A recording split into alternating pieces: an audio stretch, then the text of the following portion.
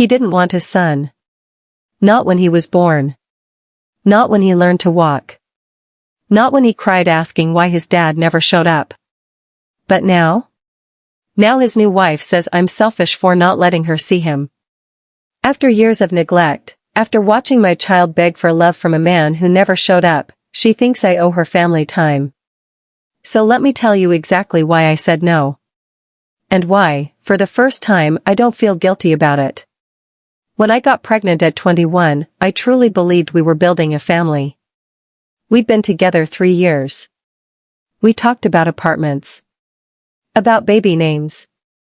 About the future. But the second our son was born, something changed. Or maybe it didn't change.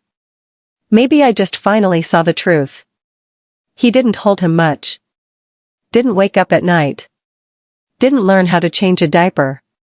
And when I'd hand him the baby, he'd sigh like I'd just given him a chore. I remember one night in particular. Our son was crying, that desperate newborn cry that shakes their whole body. I hadn't slept in 36 hours. I handed him the baby and said, I just need 20 minutes.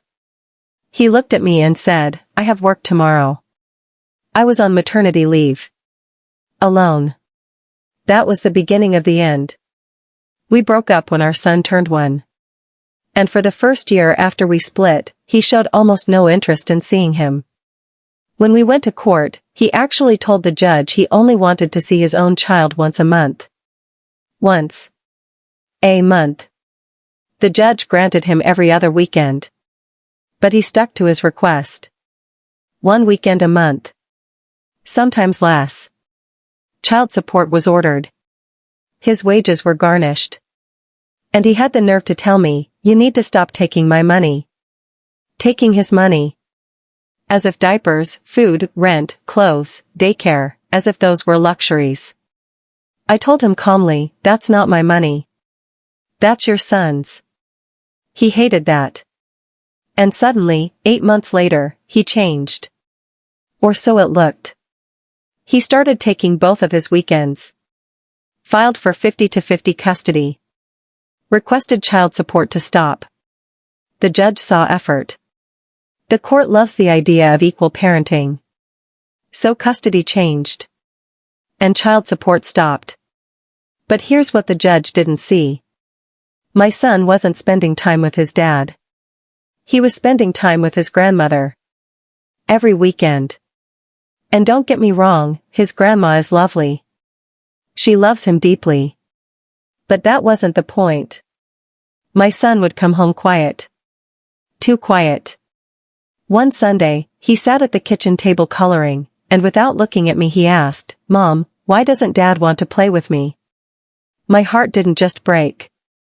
It shattered. I knelt beside him and asked what he meant. He said, he's always busy. Or he leaves. Or he says he has to go somewhere. He was 9 years old. And already learning what rejection feels like. That's when I got him into therapy.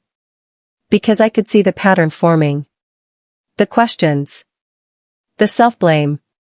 Kids don't think, my dad is emotionally unavailable. They think, what's wrong with me? Then my ex got a girlfriend. I didn't even know about her at first. Apparently, she had been taking care of my son during his dad's parenting time too. Another stranger. Another adult filling the space where his father should have been. They broke up. Back to grandma. Then suddenly, whirlwind romance, he met someone new. And married her fast. Now there was a wife. And she took over. My son went from grandma's house to a house with a woman he barely knew. And this is where things started getting worse. Because now there was drama. The ex-girlfriend came back around while the wife was pregnant. Arguments. Tension. My son saw it. He heard raised voices. And what hurt him most? His dad suddenly had time. Time to argue. Time to fight. Time to focus on everything and everyone else. Except him. The wife tried to build a relationship with my son. She texted me trying to act like we were co-parents. trying to position herself as the point of contact. I refused. I said, if I need to discuss something, I'll speak to his father. Because at the end of the day, he is the parent. But he never stepped up. Meanwhile, my son started dreading his time there. He didn't bond with her. He didn't bond with his half-siblings either. And before anyone jumps to conclusions, it wasn't jealousy. It was observation. He saw his dad hold the baby. Saw him show small moments of attention. And I could see the comparison forming in his mind. Why not me? He'd ask me, can I just stay here? And every time, I had to say no. Because custody was 50-50. And as long as his dad technically took his time, the court didn't care who was actually parenting. So one day, I reached my breaking point. I went to my ex. Calmly. And I said, you don't actually want 50-50. I see it. He feels it. Let me keep him full-time. I won't ask you for child support. The silence on the phone lasted maybe 2 seconds. Then he said, really? The relief in his voice was instant. Too instant. He agreed immediately. No fight. No hesitation. It was like I'd just handed him freedom. That's when I knew I'd made the right choice. We adjusted custody. My son stayed with me full-time. And something shifted. He smiled more. He slept better. The anxious stomachache stopped. But not everyone was happy. His wife. She was furious. She texted me saying I should have consulted her. Consulted her. About my son. She said I didn't factor in her feelings. Her children's feelings. Her children were toddlers. They won't even remember this. Then came the messages. Paragraph after paragraph accusing me of being selfish. Of robbing siblings of growing up together. Of damaging my son's future. I blocked her. Months passed. Peaceful months. Then one day, a new number. She apologized. Said she missed my son. Said she loved him. Asked if we could arrange visitation a few times a month so he could spend time with her and the kids. She said grandma wouldn't let her see him during grandma's visits. She said the kids deserved to grow up together. I didn't answer right away. I spoke to my son's therapist first. We gently brought it up to him. He shrugged. No excitement. No longing. No, I miss them. Just a quiet, I'm okay here. And that was my answer. I told her no. Respectfully. Firmly. She exploded.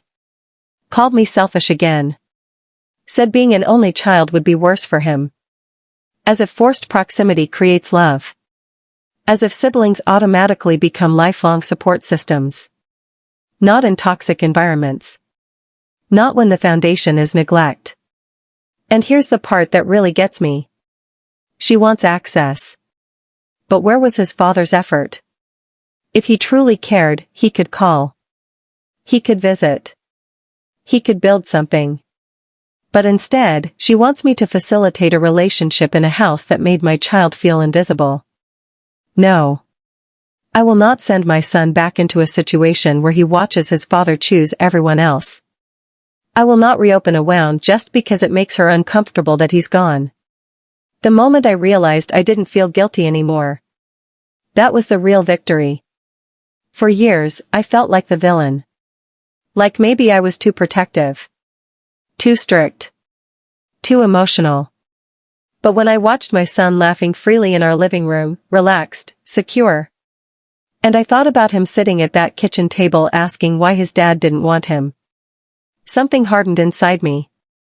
Not bitterness. Clarity. I chose peace over performance. I chose my child's mental health over someone else's ideal family image.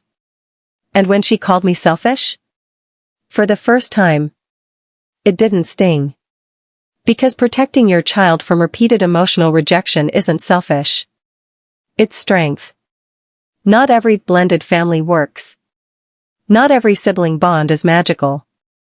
And sometimes, the most loving thing you can do as a parent is say no. Even when it makes you unpopular. If this story hit you in the chest. If you've ever watched someone underestimate a parent's love for their child, smash that like button. Drop your thoughts in the comments. Was she wrong to say no? And of course, subscribe to Story X Daily for more real stories, raw emotions, and moments where justice actually feels earned.